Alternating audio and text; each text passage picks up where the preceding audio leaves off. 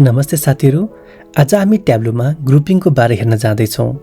Grouping भन्नाले तपाईसँग केही भ्यालुजहरू छन् र त्यो भ्यालुजलाई तपाईँले केही ग्रुपमा परिणत गर्न चाहनुहुन्छ भने हामी त्यसलाई ग्रुपको फिचर्सबाट युज गर्न सक्छौँ।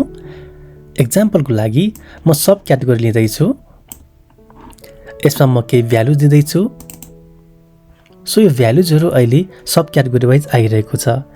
यसमा म केही ग्रुपहरू बनाउन चाहन्छु।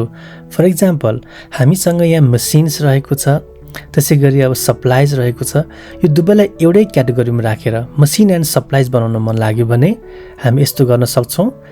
मसिनमा क्लिक गर्नुहोला, त्यसपछि सप्लाइजमा क्लिक गर्नुहोला र तपाईँले माथि मेन्युमा गएर यो जुन हाम्रो आइकन रहेको छ, यो ग्रुपिङको आइकन रहेको छ। सो यसमा तपाईँले यसरी ग्रुप गर्न सक्नुहुन्छ।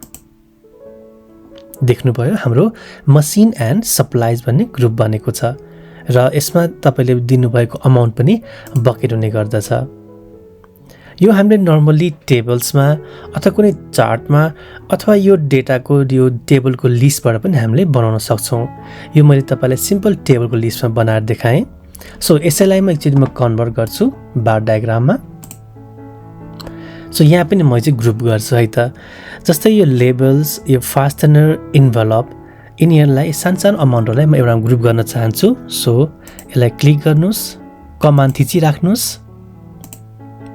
कन्ट्रोल थिचिराख्नुहोस् र सेलेक्ट हुन्छ तिनटै। सो यसलाई ग्रुप गर्छु। अघि मैले माथिबाट बनाएँ, अब हेर्नुहोस् यहीँबाट तलबाट पनि हामीले ग्रुप गर्न सक्छौँ। सो यहाँबाट क्लिक गर्नुहोला र एउटा ग्रुप बनेको छ इन्भेलप, फास्टन एन्ड लेबल भनेर। सो तपाईँले टेबलमा आइदर कुनै भिजुअल्समा र यहीँबाट पनि गर्न मिल्छ। यो जुन तपाईँले ग्रुपिङ गर्नुहुन्छ, ग्रुपिङ गरिसकेपछि हाम्रो जुन यो सब क्याटेगोरी छ त्यसको एउटा नयाँ फेरि सब क्याटेगोरी ग्रुप भनेर बन्ने गर्दछ। अहिले माथि पनि देख्नुहोला, यहाँ पनि सब क्याटेगोरी ग्रुप भनेर रहेको छ। सो यो सब क्याटेगोरी ग्रुप भनेको एउटा नयाँ कोलमको रूपमा हाम्रोमा बन्ने गर्छ र त्यसमा चाहिँ ग्रुप्सहरू सबै अभाइलेबल हुने गर्दछ। अब यसमा मलाई अझै पनि ग्रुपिङ गर्न मन छ भने तपाईँले यो फिल्ड्सबाट पनि ग्रुपिङहरू गर्न सक्नुहुन्छ।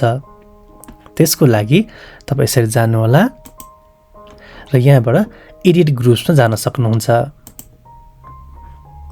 यहाँनिर हामीसँग अलरेडी दुईवटा ग्रुप रहेको छ भने अब म अरू पनि ग्रुप बनाउँछु।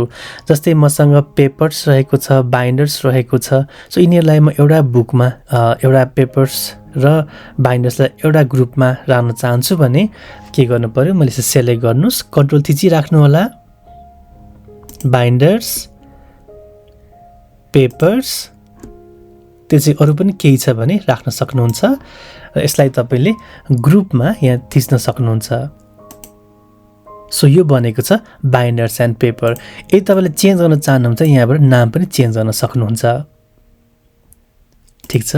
सो ग्रुप हामीले तीनटा किसिमले बनायौँ, एउटा टेबलबाट, अर्को कुनै पनि भिजुअल्समा, अथवा तपाईँले यहाँनिर जुन कोलमको लिस्ट देख्नुहुन्छ त्यही कोलमको लिस्टबाट पनि देख्न सक्नुहुन्छ। अब यसमा जुन हाम्रो यहाँनिर ग्रुपहरू बनेका छन् त्यसमा मलाई कुनै इलिमेन्ट्स एड गर्न मन लाग्यो भने कसरी गर्ने त?